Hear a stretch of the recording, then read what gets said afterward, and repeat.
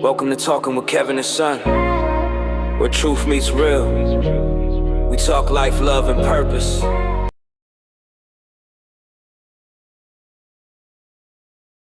I'm going to tell you, I am sitting back in my seat today, and I'm going to tell you, I'm going to be a fan today.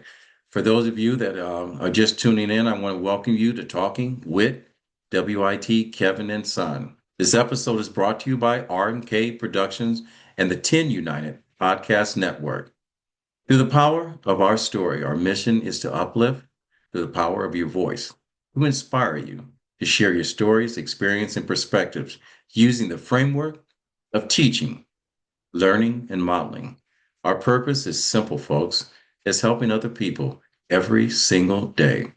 Today's conversation is about ownership, discipline, and what it really means to build something from nothing.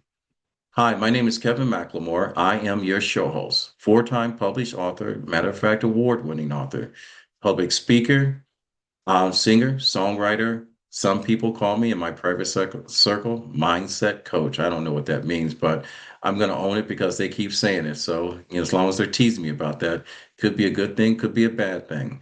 But anyway, today I have something very special for you. It is very seldom someone in my position gets to meet someone and to be able to call him a friend that's in a position that changes people's lives. Someone that most people would say that is a star. I'm going to say he's a friend. He is someone who has built his own lane and he has turned a vision into reality.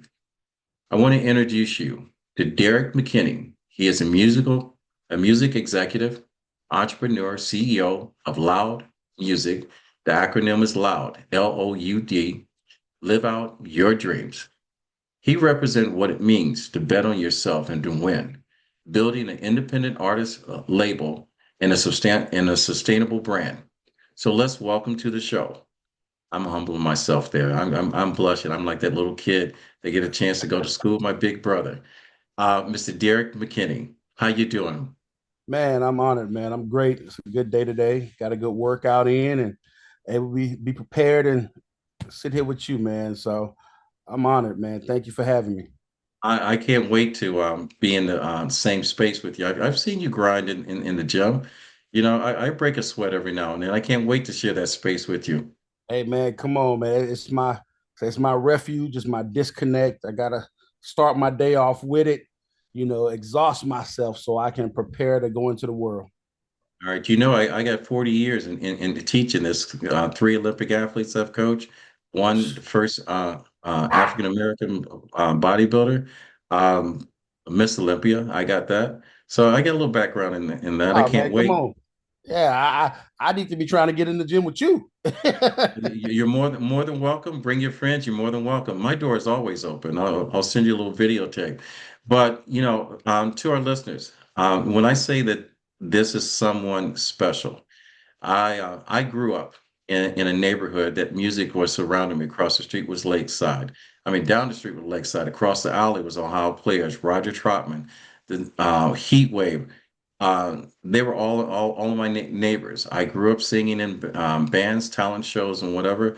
I remember what the music was like. I hung out with David Ruffin, Stylistics, um, Eddie Kendricks when he was around.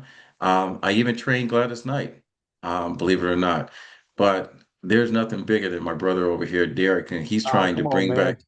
man. Come on, I'm man. telling you, Don't put when that you're pressure bringing on me. back when you bring him back, the music when music was actually music versus the noise that we hear over the radio. When you're telling the story and when you can actually play a song in front of an 8-year-old child and have a child beat to that, dance to that beat and not be afraid to say, shut your mouth, when you hear something, Right. whatever.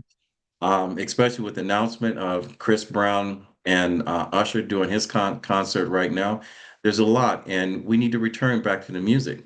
So this is the reason why I have my brother on the show today. For the simple fact is, we have a story to tell. But first of all, you started off your career. How? How did this all start? Man, I was out at a club with a few of my homeboys, man. We would go out Thursday, Friday, Saturday, Sunday. We were at a club in Houston called Jamaica, man, notorious for their Tuesdays and Sunday nights. And I was going to my mom's car. I didn't have a car at the time. I was going to my mom's car, and the guy had like put 8 or 9 flyers on my windshield doing street team promotions. And I was like, man, why are you putting all that stuff in my car? He was like, I get paid $600 a week for each one.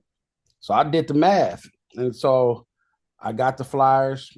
I called all of them, said, man, I can do this for $300-400 a week. And I had like 3 of them give me a shot. And so me and my friends, I was like making $900 a week or something like that to go out and party. And it came really easy of getting into the venues. I remember telling the owner of the club, like, man, listen, I'm 17. I know it's 21 and up. I'm not going to drink. I don't smoke. I just want to come in and pass out the flyers and the CDs, meet the DJ, and that's it. I was straight with him. He let me in, and I started building relationships. And I just kind of learned, like, hey, let me just let people know exactly what I'm doing. They know I'm not of age. I'm not going to lie to them or BS them. And those relationships grew, and we continued, and my love for the music industry sparked immediately. It came so natural for me, and I just took that and ran with it. Started with street teams, connected with a few people, and went to music conferences, went to seminars, and it just came so natural talking the music industry language. I had never been in it, but it just came to me. So I stuck with it and ran with it, man. And here we are, many, many, many years later. All right. Is this how you came up with the acronym LOUD, being the No, CEO of LOUD? that came about 10 or 11 years ago. I was in the studio with an artist at the time and named Tim Ned. And so we were working I was running the studio for Willie D of the Ghetto Boys. And I would be in there every day. And my homeboy, MC Ticket, was like, hey, man, my producer needs a studio to work out of. And I was like, well, I'm in here by myself every day just doing music business stuff. The studio is right here wide open. Nobody's touching it. So the producer would come over. Now, fun fact is, I would see this producer every single day and not knowing it was him. So when I would go pick my kids up from school, he was the driver for a daycare at the time. So when I was picking my kids up from school in the carpool line, I would see him. And we had met each other before in passing. So it was like, yo, what's up, man? What's up? And then fast forward to when my guy said, hey, my producer need a studio. Oh, it's the same guy I've been seeing every day for the past year. So he came into the studio, man, and we just started rocking and rolling. And we developed this little concept, man. You got to have it hit by 12. So we get there in the morning, like I'd be dropping my kids off at school. He'd be dropping the daycare kids off. And we'd go right over to the studio and office. And he'd get in there working, and I would hear him make these records every single day for himself and for others. And I'm like, this stuff should be on the radio. And everything was God's timing and aligned the right way, because I had just lost a major marketing opportunity. Somebody was like, we were doing a deal for like $40,000. And I'm like, yeah, I can do everything that you need. Long story short, a guy said, hey, Derrick can't do that. He's not the person that could do that. I can do all of that stuff for $6,000. So they decided to go with the $6,000 guy. The $6,000 guy robbed them blind. Nothing ever came out of it. And I was sitting in the studio with Tim, and I was like, man, I'm tired of stressing over other people's money or other people's businesses and trying to get them to do it the right way. I want to do this myself. I want to start a record company. I'll be the CEO and you be the artist. He said, cool, I'm down. And I was like, man, we need a name.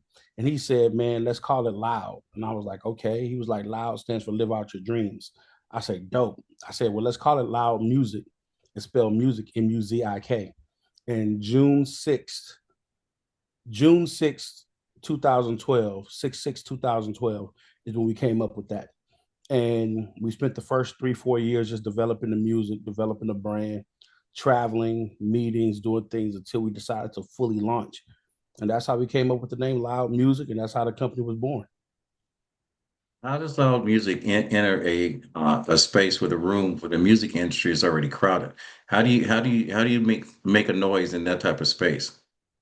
I mean, I think it's I don't want to minimize it, but because we're not trying to be like anybody else. We're not trying to do what anybody else is doing. From my background of being in the music industry prior to launching Loud Muzik, I've always been at the cutting edge of digital marketing or promotions or advertising. I've always been able to great at sales. In high school, I was the number one denim seller for Gap in the USA. And so I've always been able to communicate and sell. So we never approached Loud Muzik of copying another entity. If anything, I loved and I studied Berry Gordy. I loved and I studied the work of L.A. Reid, Steve Stout, some of these legendary music executives. I love what they did at Stax Records. And so I would look at how they created music. I would look at how they delivered it, excuse me, and how they cultivated real fans and real audiences. And that's the one thing that I've ever tried to mimic after anybody. But I've never, like I said, I don't do drugs. I don't smoke. I drink every blue moon. So I've never wanted to be that type of record company. That's not what we represent. That's not who we are. Fortunately, being that way, I attracted the type of artists that aren't like that either. I attracted the type of team members and executives that work with me that aren't like that either. And so we just like, hey, we can do this our way. There's a lot of people that still love good music without all the foolishness attached to it. And those are the ones that we are concerned ourselves with. Those are the ones we cater to. Those are the ones we care about. Anybody that wants to listen to everything else, great. Have at it. I'm not knocking it. I'm not telling you you shouldn't. Listen to whatever you want to. There's enough space for all of us. While people were listening to NWA, they was also listening to Public Enemy. When people were listening to Michael Jackson, they was also listening to Freddie Jackson. Like you can all have multiples. Everybody is not like one or the other. And unfortunately, I think today everybody wants to make you pick a side in music. Right. And I think that's one of the things that I feel like that's really hurting music today. If I like rap, I don't have to like a certain kind of rap. I don't only have to like trap music. I can like trap music. I can like backpack rap. I can like house music. I can like EDM. I can like throwback 90s hip hop. I can like the new young drill sound.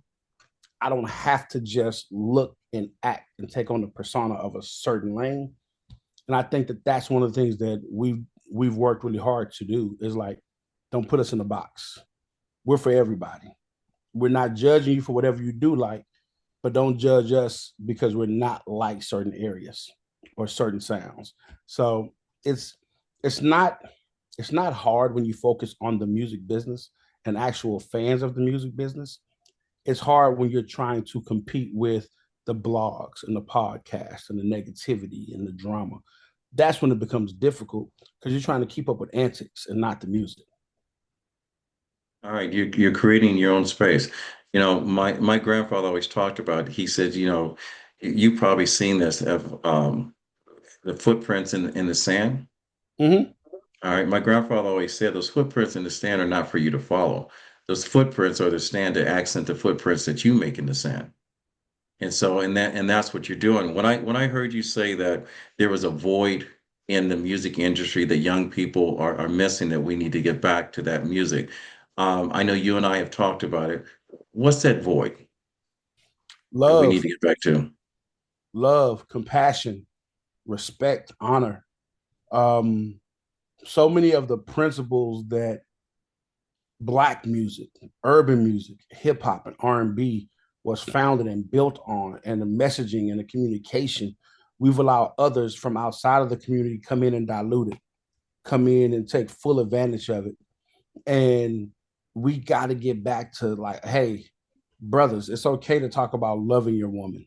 Sisters, it's okay to talk about taking care and loving your man.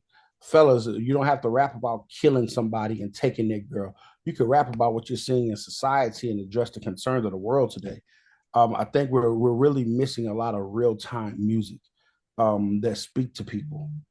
I think that that's one of the biggest things. But if I ever had to pinpoint one thing specifically, it's love and unity. And that's going to sound so cliche to everybody, but we don't have any new family reunion music. We don't have any new songs that granny and grandpa two-step two, and you watch your parents do the same two-step, and now you doing it, and now your kids are watching it. Like, we don't have that generational music coming out now. That generational music is still Maze, it's still Earth, Wind, and Fire, it's still the Isley Brothers, it's still the Ohio Players, which is phenomenal and should never go away. But if something worked so well and so beautiful, why are we running from it? Why aren't we trying to embody and capture those things that work? And I think that that's the missing piece. It's that love in our community. I've had white record executives tell me, man, you know, the brothers, they like the street stuff. They like the street shit. They like this, they like that. And I have to tell them, I say, how do you know you're not a brother? You don't know what I like. You don't know what we talk about in my barbershop. I've had other executives say, man, get a local dope boy to stamp your music and get you street cred. Why? My parents didn't raise no street dude.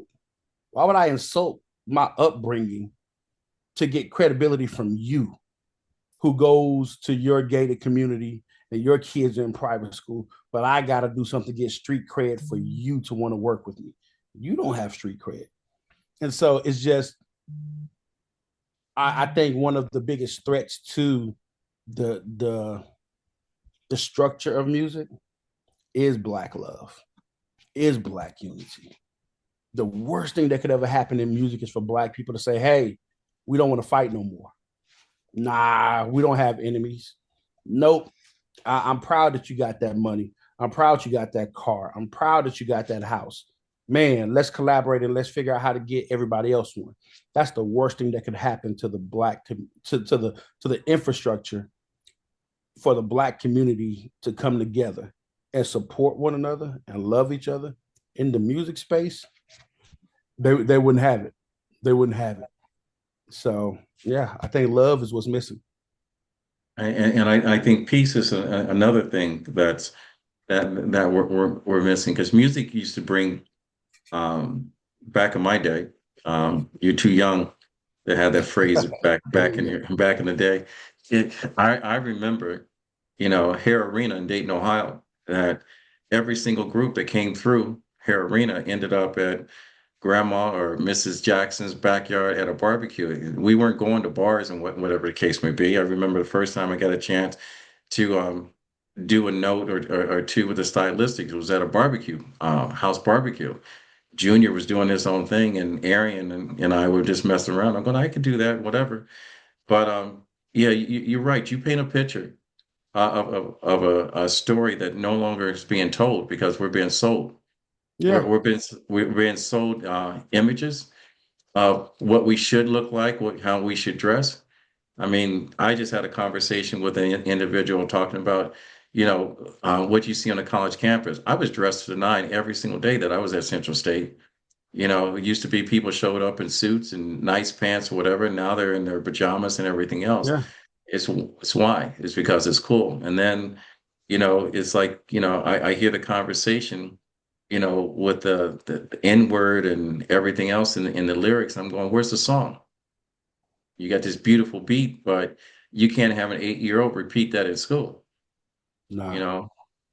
So my when an artist daughter's a sophomore. My daughter's a sophomore at Prairie View A&M, historically Black university, and she tells me all the time. Like I told her, like, and I take zero credit for it. She has a phenomenal mother, my wife, who has been a great, great, great model of what a young lady should be and how she should act and behave.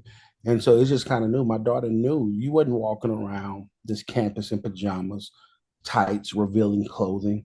It's an honor to be at college. You don't just get to roll out of bed and go looking however you want because you don't have guidance. And that's the biggest thing you can do for us, is to let those professors and let those people know, oh, she was raised right. Her hair is combed. She's not wearing a bonnet. She is dressed decent. She is on time. So it's when I speak to universities, and I'm doing something at Texas Southern University this Wednesday.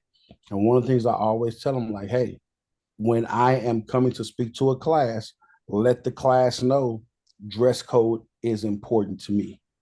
And I'll ask them to leave if they just come in there any kind of way.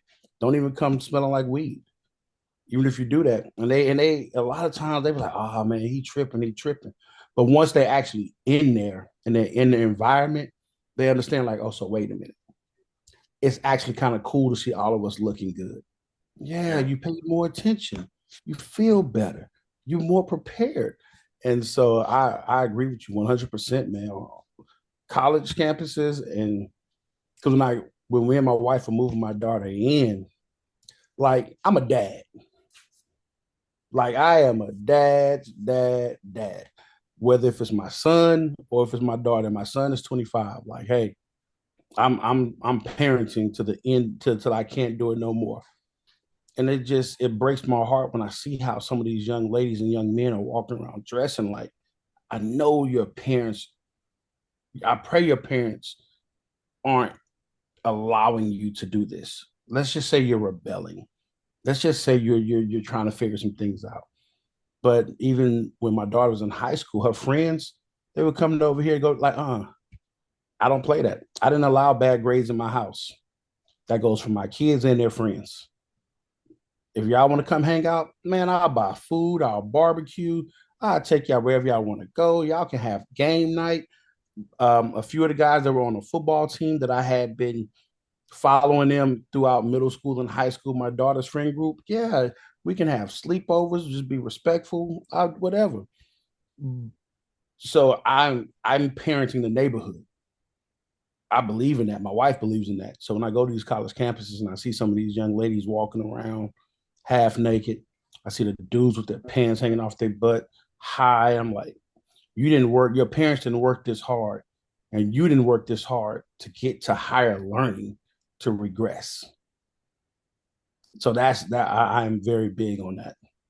Man, you being a CEO of a record company, you're talking a foreign language to the most kids because the image that you're portraying right now is not the image of what most young talent are walking into. I mean, I almost laughed when you said that about kids walking in and how they dress and your announcement because I spoke at my university 2 years ago, and I had a small breakout sessions, and the campus, the word got around because the first room I spoke to, I had a kid that showed up late. I kicked him out. Mm. And I told him, I said, if this was your first day on the job and this is how you showed up, you lose your job. The same thing. I said, when you have a message like yours, especially in entertainment, because everyone dreams of lights, camera, and action and a better life. And we all know the reason why we have independent labels is because of the redirection of talent versus where the funds were going. So independence became something everyone sought after. When you have a talent or someone walks on the campus and they know your daughter, and all of a sudden they find that your daughter's a record producer, and they've got a little something going on campus with four other young men or young women, and they said, "Well, will you listen to us?" How does someone approach you, and what's the right way to approach you in order to get your ear? So it's funny, man. My daughter, she knows me very, very well, right? Like from the time she was like 1 years old, I was her babysitter. And I obviously was like, oh, your dad can be a babysitter. Well, because she didn't go to daycare. She went with me to meetings, recording sessions, and I wouldn't go nowhere if it was smoking or drinking. I didn't do the meeting. I didn't go. I didn't do business with them. I didn't take her anywhere inappropriate. And so now when her friends find out, because I'll go up to the campus and like people may recognize me or she might be wearing our loud shirts. They might be like, hey, where did you get that shirt? And she'll see like my dad owns the company and stuff. So when they try to give her stuff, she tell them, be professional. Don't call him bro. Don't call him unc. Don't call him OG. Either call him Mr. Derrick or Mr. McKinney. She lets them know because she's heard me give that speech. And I've told her other friends that before who like, yo, Mr. D, I want to rap. Then don't call me Mr. D. It's Mr. McKinney or Mr. Derrick. I'm not your homeboy. I'm not your friend. We ain't nowhere near there yet. And so like they'll even send my wife messages on social media.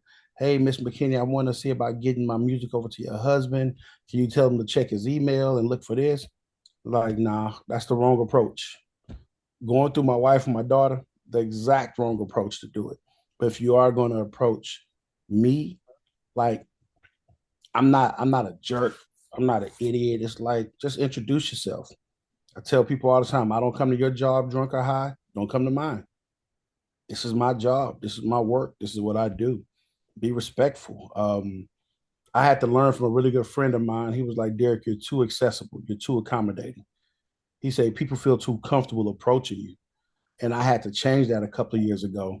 And he said, man, if somebody had the chance to walk up and meet Jay-Z, they would be their steps would be calculated. They would give their best shot. They wouldn't just feel so comfortable like just walking up on him. He was like, man, people when people approach you, they need to give you their best shot. And so it's like, you know what, you're right. So some people like, man, I was scared to approach you. So it's not you wasn't scared, you're scared to approach, you just wasn't prepared. Get prepared and come back. Because if you're prepared, you're not scared. I said, but you didn't want to approach because you knew something that you had wasn't right or you didn't have everything together. Get it together and come back. I never turn people down. I never like not answer a call. Only time I don't respond if somebody is just being completely ignorant and illiterate. I'm not a rapper. Don't talk to me like one. Respect the years and the effort that I've put in. So whether if you're talking to my daughter at school and trying to figure out, she'll tell you, my son will tell you, my team will tell you, and just be respectful and be professional. I care about professionalism and respect before I even close to getting to the talent. If those other things ain't right, I don't care how talented you are. And that's heavy. I hope our young people are listening to this. And when you get a chance to see Mr. McKinney or any of his partners or associates, come prepared. And a lot of times, young people don't know, especially creative people.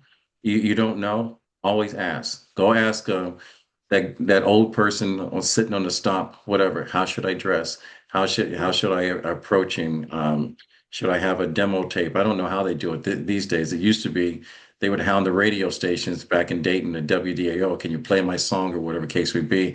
I don't know how it works today, but as far as talent, when you're looking, what are you looking for right now?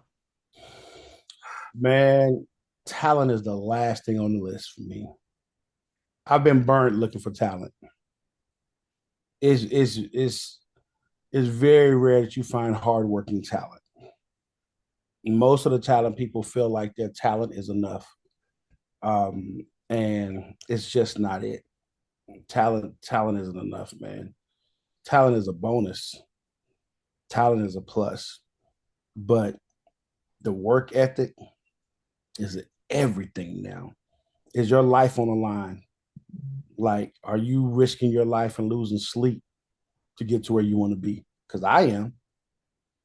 So it's work ethic all day long, discipline, um, heart, hustle, motivation. If you need pep talks and to be motivated, like if I gotta motivate you to want to be great, I'm not the person.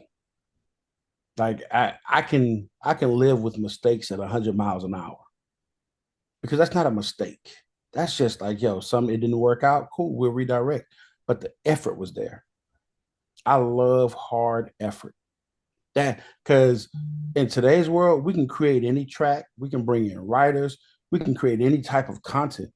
The most talentless people have figured out ways to be successful. And people are like, man, how did they make it? They don't even sound that good. But when you look at the intangibles off paper, they're rehearsing, they're learning, they're educating themselves on the business, they're out communicating with fans, they're doing meet and greets, they're passing out flyers and posters and calling radio, they're doing all of the intangibles and just outworking the talent. And so I look for hardworking people. I look for people with discipline and a work ethic. I look for people who are just good people, good human beings. Like I'm not for to sign a murderer. I'm not for to sign a drug dealer. It's just certain because I'm not bringing you around my wife and kids. And my wife and kids come to everything. My mom will work the door, sell the merchandise. Like, would you really put a killer in front of your mother?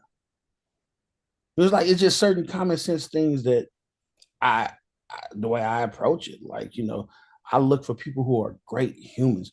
I'm not signing a dude who don't take care of his kids. If you're not loyal to your own kids, I can never expect you to be loyal to me. So I have learned that, I've always wanted to find the most talented artists and the best sounding artists and the best looking artists. And oftentimes, man, they don't put the work in because they feel like their talent is enough. They feel like their talent is going to break them through. And in today's industry, in 2026, talent is the least important thing needed. I hope our young people, both old people with talent, you're listening through it because discipline does leave evidence, and evidence does leave clues. I don't mean to be cliche, but I know what it's like to live that life, to live that lane. And um, Mr. McKinney, Mhm. when I talk about discipline leaves clues, why haven't you written a book yet? Man, somebody asked me that on Saturday. um, I do want to write a book. I do want to write a book. I even have the title of the book. I just got to figure out how I want to structure it and how Okay. I want to come together. Because I feel like a lot of people write books out of vanity and just to have another product to sell or to say, hey, I have a book out, or hey, I'm doing this. If I'm going to write a book, I want it to be something that actually move people. I want it to be a book that people actually leave inspired with tangible information. I've read more books in the past 6 or 7 years than I did my whole entire life, school included. Like I have a bookshelf now. I have close to 100 different books on there of from every major CEO, record executive, major A&R that has ever written a book. I have it.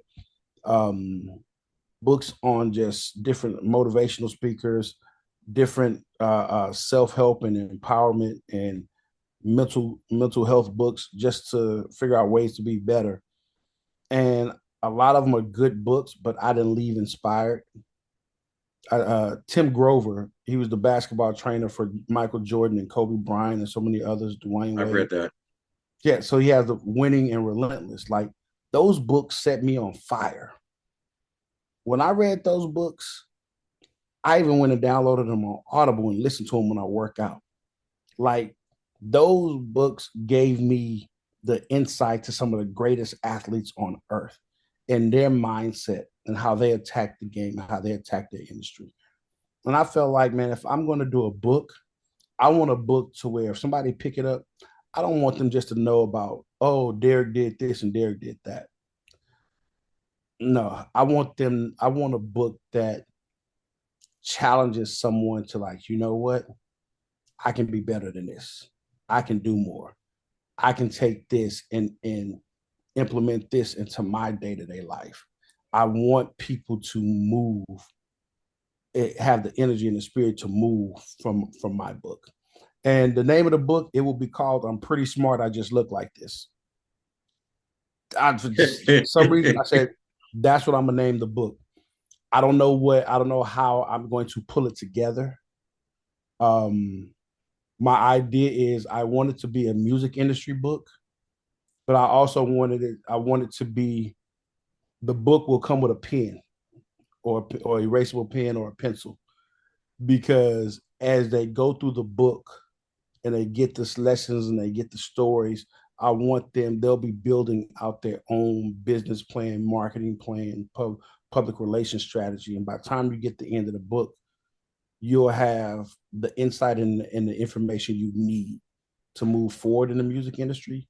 You will have developed your own structure and your own plan, but you'll also have the knowledge and the backing and the premises on why you implemented these things inside your plan. So I just got to figure out how I want it to come together and how I want to deliver it. But like I was somebody I actually met a publisher this past Saturday at an event I was speaking at. And he was like, man, you should really do a book. You should really do a book. I did one of the keynote speeches. He was like, man, people, I don't want to be a person that's just like, oh, it's a bunch of gems. And I know that some people want that, some people need that, but a lot of people, I know I'm going on a tangent with this now, but No, you're fine. You're setting me up next. so it's like you coached athletes and things and Olympians.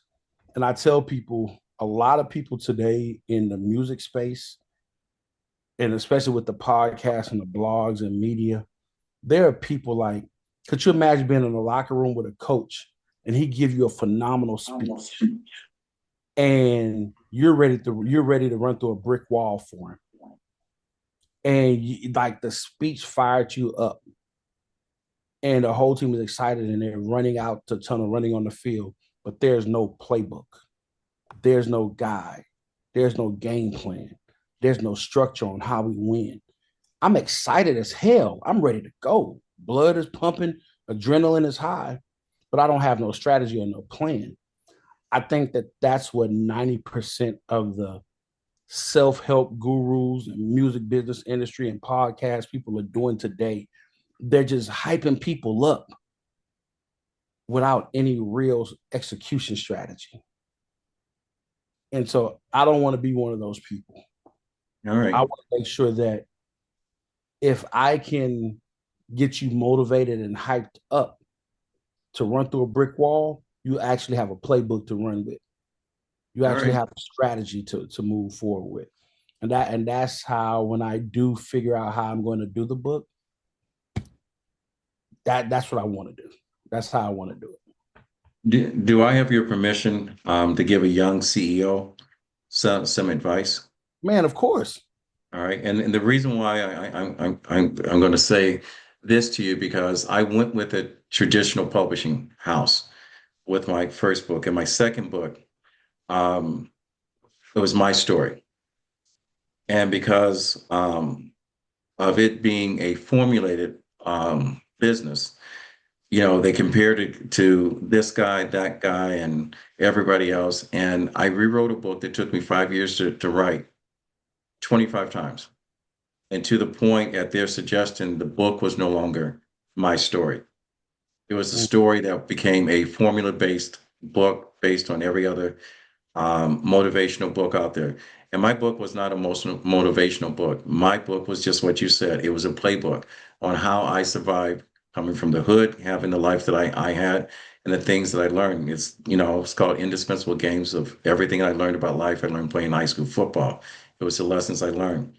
So the advice I'm going to give you when you're writing out your book, because I understand where you're coming from, I'm going to say that the thing that's going to separate you from any other book in that space, that you're going to go into that white space, not where it's crowded, what everyone else is doing, is to be brutal with the reality of your truth. Own the power of your words. Write the book as if you were speaking to your own children and laying out the playbook for them. You wouldn't lie or deceive your children, your brother, or someone that you call your brother or sister and whatever. Put that in there. And some people are not ready for the truth.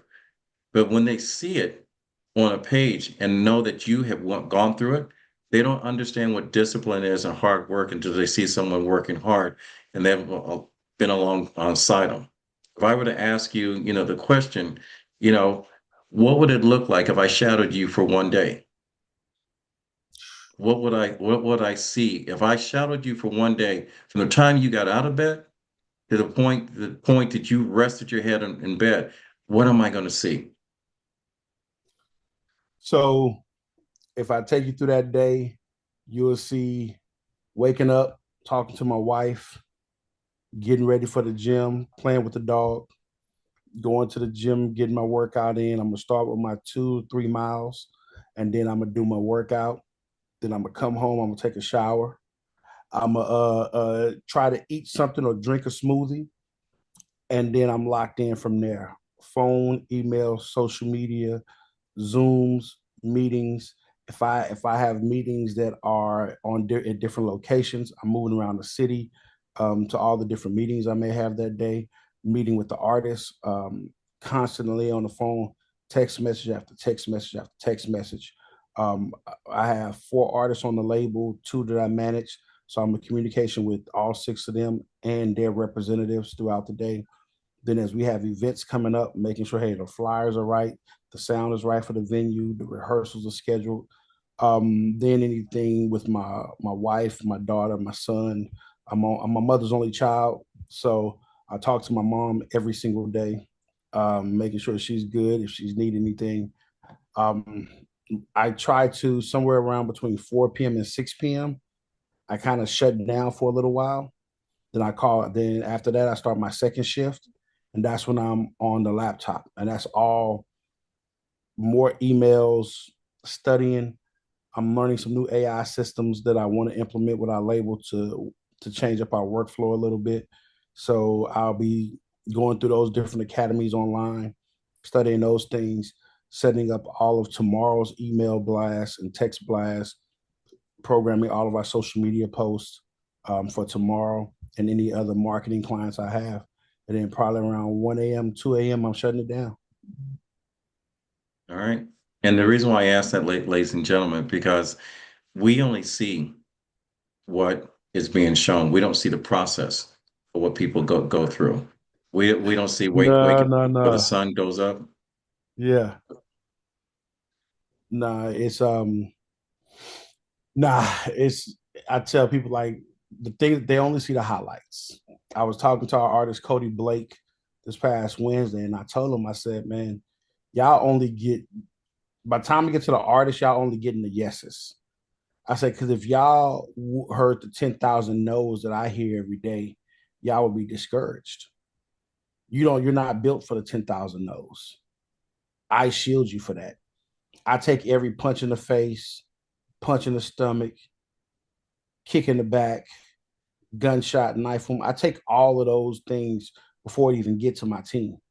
I said, so by the time it get to y'all, it's disrespectful for you not to execute at 110% because you have no clue what all I went through to get you that yes.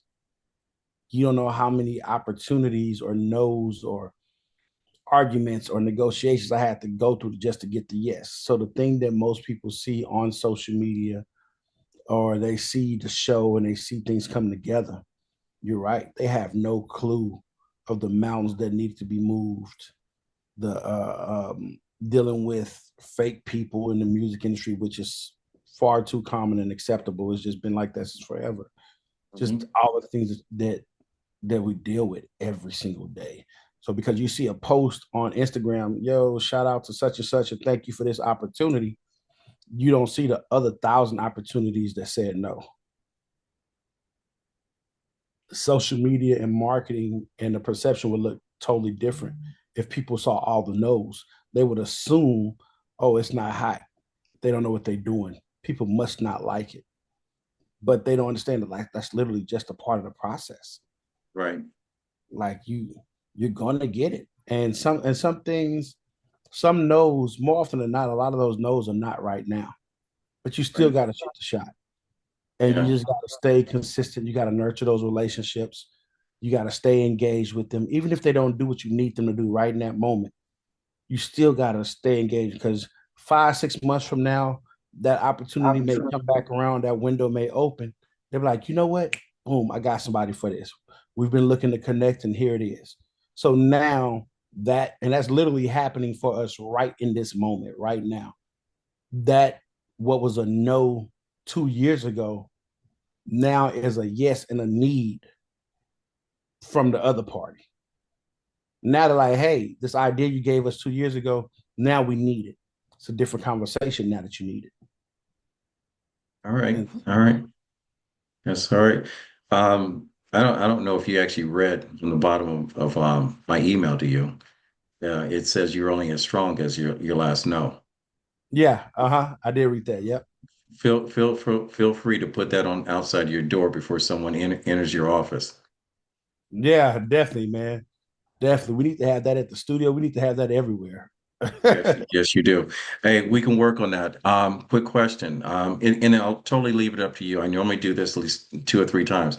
If someone wants to get in touch with you, someone that's at that level, or someone that's willing to do the work, and I'm going to tell you, I learned my work ethic digging ditches in my grandmother's brother's construction company. So I always knew what it was like to work in the baking sun, digging ditches or foundations, or whatever. So when I understand work, I know the work that I don't want to do, but I know the work that I do want to do and what it takes in order to build a foundation is brick by brick.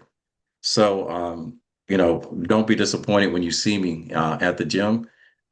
Just to let you know, no cell phones while we're training. I Yeah. take my exercise serious, and I'll be the first person to tell you if I'm in the gym. If you're on the phone in between sets, I own your bench. Not to be disrespectful, but you're wasting my time.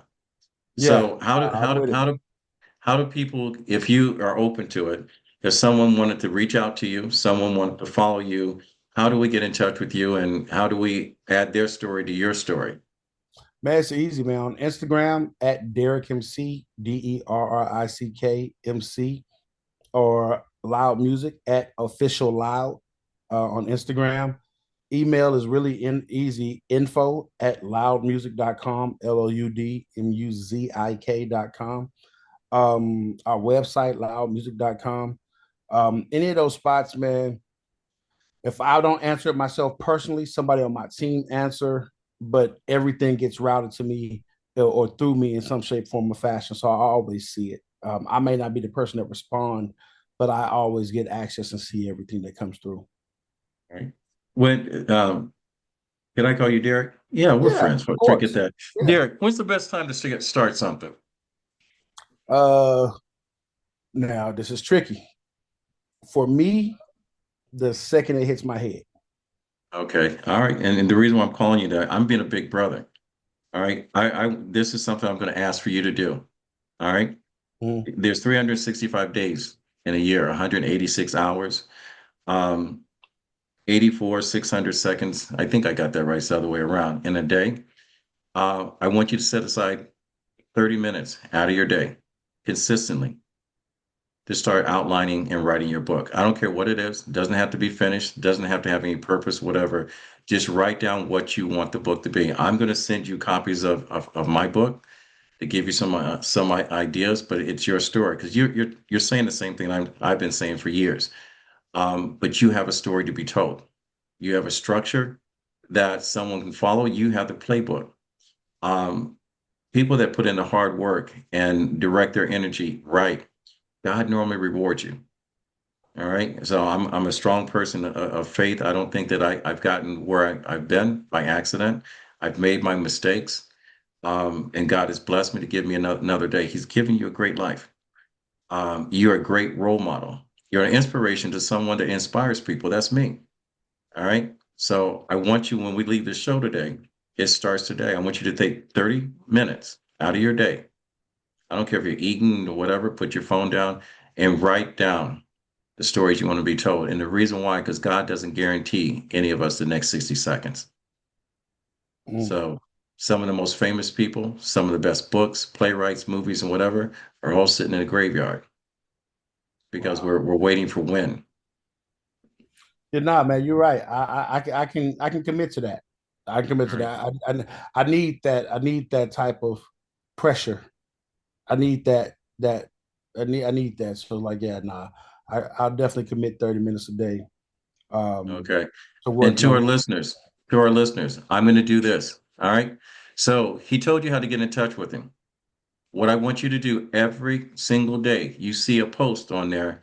It's to reach out to tell him how is the book coming. And then what I want you to do, I want you to put your name on the list. It says when you do the pre-sale to your book, reach out to me. Here goes my email address.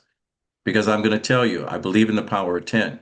If you got 10 people within your circle that are high call to action people, Mhm. those are the people that have got your back. Ask them to buy the book. Ask them to pre-order the book. And if they've got 10 people in their circle, you do that for 30 days, he becomes a best-selling author. His message gets out there. And then if you're one of those people that have discipline, that have potential, because my coach says I have talent all along, but I have discipline or potential. He says I can develop someone with talent. Right. Okay. So, big question in the music industry right now. All right, because everyone's going likes, posts, and so forth. People's got 500,000 followers because they dress up in their bikinis and everything else, or they're saying that, they're driving a Lamborghini and when they only know that they took it for a test drive and they took pictures and videotaped it, it's not their own. It's how do you market talent now in this crowded space? So this is very controversial in some respects.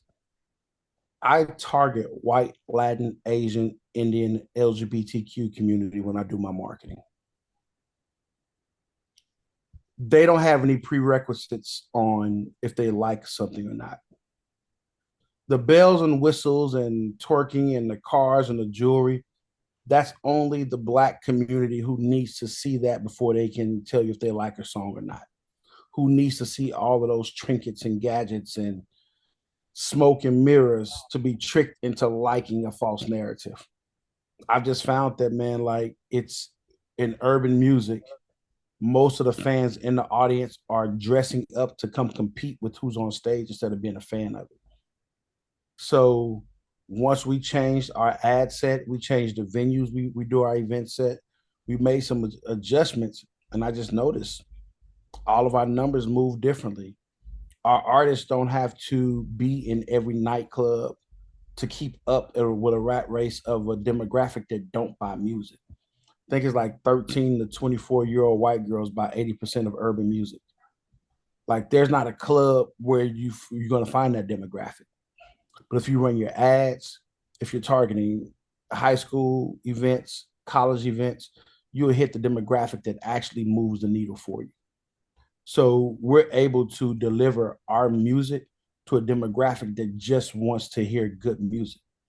All the other stuff works on TikTok and online and all of that good stuff. But we really work to get our music in the hands of people who just love music, who want to be introduced to new music. I'm not trying to convert anybody from being a fan of a certain sound to our sound. Nah, if it's not for you, cool. We're just going to keep marketing and keep promoting, keep targeting the demos we need to target to attract enough people to where now we've stacked our people one by one, and now we have a whole movement. We just announced we did a promotion on social media today. One of my artists in Dallas, we just announced he's doing 30 shows at $100 a show. Normally he gets between $4,000 to $5,000 a show.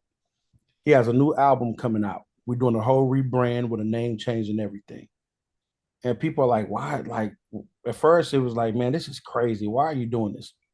Well, because we're for to have, even though it's $100 a show, the promoter has to pay for travel, and they have to spend at least a minimum of $500 on radio or TV commercials. So now my artists will be going across the country on their dime.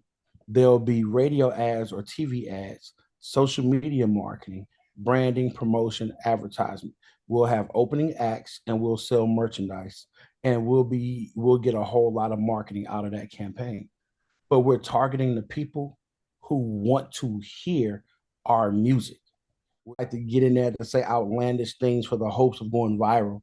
So it's like instead of just trying to mass market to a bunch of people to gain a bunch of traction and a bunch of attention, we just niche market. We market to the people that we know love to go to vinyl stores, who love to go to open mics, who loves to go into new music, new concerts, showcases. We talk to the people who are receptive to being introduced to something new. If you're a lifelong fan of NBA Youngboy or Rod Wave or Chris Brown, be great if you like our music too. But we're not trying to convert you. We're not trying to get you to stop listening to one versus the other. And it's just it just it has worked out for us to where in targeting every other race and genre of people and every other demographic of people outside of the Black community, we're able to see a lot faster traction on our numbers. Right. And that's where we launch most of our campaigns. What about these platforms, the music platforms, Spotify, Pandora? YouTube and these people are releasing their music. I mean, I know Justin Bieber got discovered on the internet. How effective are these models? Are there just places where artists are paying to have their music to be displayed? Or Yeah, I don't think they are nowhere near as effective as they used to be. Um, it's no longer throwing needle in a haystack. You're throwing hay in the haystack with the hopes that somebody picks out your hay. I think it really comes down to actually marketing and collecting data, emails, phone numbers, Instagram names, creating Instagram groups or Facebook groups to be able to talk to your people directly to give them what you are offering. Because with the hopes of spending thousands of dollars to tell people to go follow you on Spotify or find you over there, it's hard because like the major labels own 40% of the streaming platforms. Then the streaming platforms and labels, they have all of this AI content that they're releasing to dilute the funds, to dilute the money pool. So when it's time to pay out revenue to everybody, most of that revenue is coming right back to them from the AI music that they own, or because they're part of the major label. So a lot of times, man, it's really right now we have two vinyl releases scheduled coming up. And because we can do a vinyl release pack where you get the vinyl, the shirt, a button, a hat, and an autographed poster and sell it for like $150 and have almost $110 profit margin off every one you sell. What if you sell 300 of them? You know how many streams you have to sell or how many streams you have to get to be able to get $25,000, $30,000. yeah, that's And six digits. right. And how much money you have to spend in order to get the like it's so the math is so messed up. So we'll sell shirts, we'll sell hats, everything to promote the artist and the brand and the music. Um, Spending a bunch of money to tell people about Spotify and Apple Music. They're there. They're not going nowhere. YouTube, they're not going nowhere. Necessary evils. But I think you can make a great living and see a lot of success if you can cultivate your own audience. If you get 1,000 people to like you and want to give you $5 or $10 a month as an independent artist, you're making some noise. Yeah, I had a record producer on my podcast a couple of years ago, and we were talking about because I know songwriters. That's been one of my dreams to write for an artist to do what Whitney Houston did for Dolly Parton. And he said, I've got writers. He says, but before I even really pay attention to one of their songs, I make them write 100 songs before I even pay attention to one song. Um, are you open to having conversations with independent writers that don't have the gift to have that magic voice or the stage presence or that image that could build a brand? Definitely, 100%. Definitely. Producers and writers, collaboration is so key, so key. Me and my wife go to the Grammy Awards every year.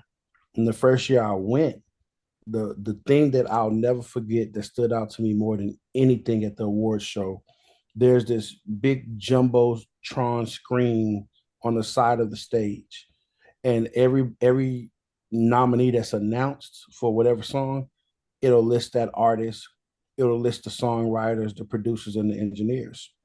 And there wasn't a song that was nominated that didn't have at least 5 to 6 writers, 4 to 5 producers, a couple of engineers. So even the biggest songs in the world that were nominated for Grammys and lost had 8 to 10 people minimum working on that song. So the arrogance to think one artist is going to write the whole song or the whole album and one producer is going to do it. I just think those days are not it. It's going to take a while to discover that special person. I Right. think you need into for today, you need multiple writers, you need multiple producers, so a sound doesn't get stale, so the writing can grow, so the stories can be told, and different deliveries and different vocal arrangements. Um, I think that having multiple writers and producers, I think that's essential now. I think you Yeah. gotta have. Yeah. Yeah. Derek, how do you know when you got a hit on your hand? Do you know it, or when you hear it, or what? Yeah, I like to think I do. Um, I know what it feels like to have a hit, but it's not a hit until the people make it one. Right. But I think you know the feeling when you have a great song. Mm-hmm. And there's like you know when you have a great song when it's the second it comes on, from the goosebumps, the chills, the hair on the back of your neck. You can listen to it a million times and it never gets old. It feels brand new every time you hear it. Um, and when you test market it, the responses you get from it, it's just the problem is like, man, the platforms aren't designed for you to have a hit no more. Right.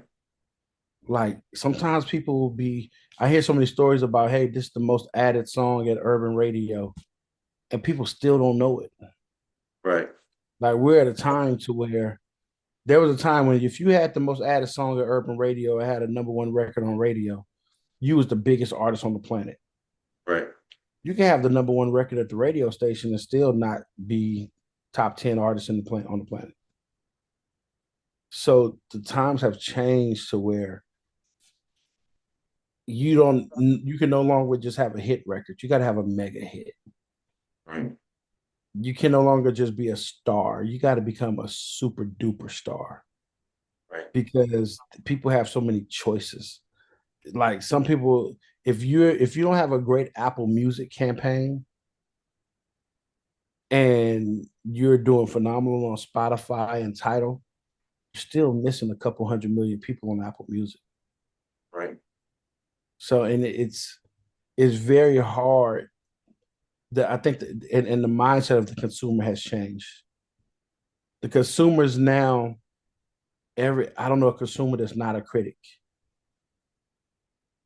It's you know, could you imagine being the head coach of an NBA franchise of the Cleveland Cavaliers and you're the head coach and your moves are dictated by whatever the people in the stand say because they bought a ticket. Yeah. They tell you who to play. They tell you when to run the pick and roll. They tell you when to call the timeout. And that's the nature of the industry that you're in. That's how the whole NBA functions. So your opponent, you're playing against my Spurs, and the players, well, the fans are dictating who's in the game and who subs and who takes the shot. That's the music industry right now. Fans are dictating people who have nothing to do with music, who've never Right. recorded a song, who've never invested in studio time, who works Monday through Friday, 9 to 5, and they listen to music passively, but they have all the critiques and everything to say. And those critiques and those judgments somehow hold some type of credence or validation in the music industry. So it's very hard. You can know you have a hit record and a hit song, but there are people designed and they wake up hoping to go viral by being negative about what you're doing. Right. So you Yeah. got to face that defense all day long. You do have dream stealers out there. Yeah. I brought up earlier, um, Whitney Houston, Dolly Parton. Dolly Mhm. Parton made $10 million off of Whitney Houston singing a song. She didn't make $10 million when she originally sung it. So Hollywood is always looking for great soundtrack. Is that another avenue? And is loud music connected to that part of the industry also?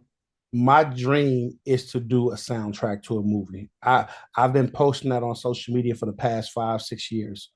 My dream is to do a soundtrack to a movie. Shut up. Shut, Man, don't listen, talk anymore. I got I you. I got the vinyl of Above the Rim soundtrack sitting on my wall right now. Like I want to do a movie soundtrack so bad. And I already have the marketing strategy and the plan of how we'll roll out the songs and incorporate the artists and the music as like mini music videos throughout the movie. Like I want to do a movie soundtrack because I remember Boomerang, Life, Love Jones, Love and Basketball, Above the Rim, all of these movies. Those movies have held life for 20, 30 years because we still play the songs that come from those movies. You're exactly right. Remember Cooley High? Yeah. I mean, I wasn't like born to like just remember it, but we know those songs. Yep. And I will tell you, I was one of the featured actors in Freddie Jackson's Do Me Again video. Wow. And Sean from Boys to Men were there, and he may correct me, but this is the way I remembered it. We had a break in between sessions, and Freddie and I were all messing around and whatever. And this was before Boys to Men jumped off. And I told him, I said, whoever sings um the song from Cooley High is going to become a star. Whoever's going to sing that, it's going to become a star. Didn't know it. Freddie and I went over and we sung it and whatever. And then 6 months later, all of a sudden I hear it on the radio. His voice, and man, I'm going, I was just with that young brother. And they put Wow. it out. And I believe in the power of having a visual story along with the music, because when you see the visual and create that experience, the music never goes away. It Yeah. becomes part of that story. So when we get off the air and whatever, I'm gonna share some things with you. Um, God doesn't have accidents. Not at All right. all. Not at All all. right. Yeah. So I'm going to let you get back to your family. I want to ask you this last question: how important in the music industry to have a good mentor like you? Man, it's everything, especially today. I think mentors are more important today than they've ever been because there's so much false information out there. Like, there's no more research. Like, there used to be a barrier entry to get into the music industry. Now, all you got to do is have a social media account, go get on Canva, create some flyers, and post it, and now you're a manager. Now you are an A&R. Now you're doing something. So if you don't have anybody who's ever actually done it, pre-streaming, pre-social media, it's rough because there are guys and young ladies who've only they only experience in the music industry has just been the digital age, and they wonder why it's so inconsistent. They wonder why it's not the money that it once was. It's because they are in an era where they intentionally diluted the money because black people were making too much. We were having too much control, too much say so, and we were closing the wealth gap between sports and entertainment. It was putting our kids through college. It was putting us in different neighborhoods. It was doing so much for our community at a time. So they had to figure out a way to dilute it by poisoning the sound and overly funding the drama, the trauma, the negativity, and also with the streaming to take away. And so having a mentor who's actually carried records for people, who've actually been in rehearsals, who've been in studio sessions, who've passed out flyers and hung posters up on light poles, to have been on tour, having a mentor that has actually worked in the music business, out from behind a desk, out from behind a computer or a laptop or a smartphone. I think that's invaluable information that you can get right now. All right. So let me ask you one more time, one more question before we leave. But how do we get in touch with you? What are you looking for? And what's the next step for Loud CEO Derrick McKinney? So the next steps for me, man, I think is to continue to grow our brand. I definitely want to attack more international markets. I want to make sure our artists get delivered to the world the way I think they deserve to be or they should be. I want to put together a boy band. I want to put together an R&B group. Um, I want to I want to continue to grow the Loud Muzik brand across the country and across the globe. The easiest way to get in contact with me is social media at official loud or at Derrick MC, DERRICK MC. Um, yeah, man, that's what I'm looking for. Just game changers, All right. icons, people who want to, people that want to change the world, not people who just want the aesthetic of entertainment. I want somebody whose intention is, I'm going to do something to change the lives of millions of people. All right. I'm glad I'm part of team Derrick McKinney. Come on, Um, man. I and appreciate you. loud music. Hey, you have no idea what's coming next. Wait till you see the next page.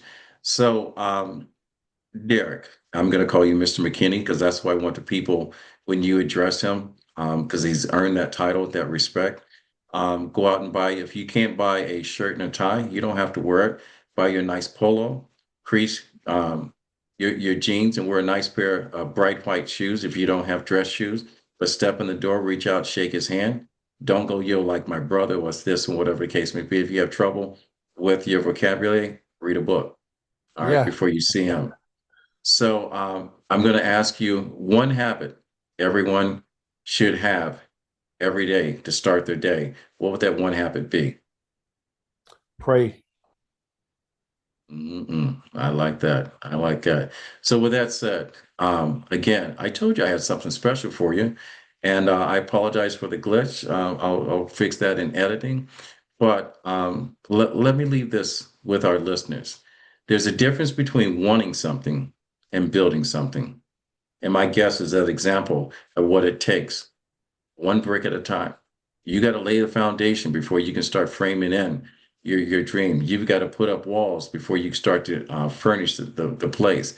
And you got to be able to pay your dues and save your money before you can go accept that mortgage check. So success does leave clues. If you haven't found anything, play this interview all over again. Discipline leaves evidence. If you don't rise to the level of your dreams, you'll fall at the level of your habits. My guest today, one final word. What do you want people to take away from this?